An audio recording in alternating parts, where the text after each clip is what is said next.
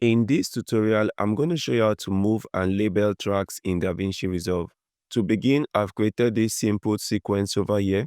If you want to label a track layer, for example, you want to turn this track to a different color, all you need to do is to come over to Index over here, right next to Effect, select Index.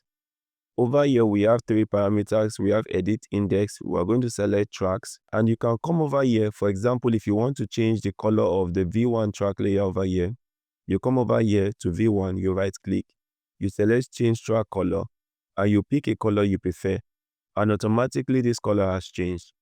In the same vein, if you want to change the color for the track layer 2, you select V2, you right click, you select change color, and you select any color you prefer. But if you want to change the color of a particular clip, select that clip, right click, and select clip color, and you can change that to whatever color you prefer.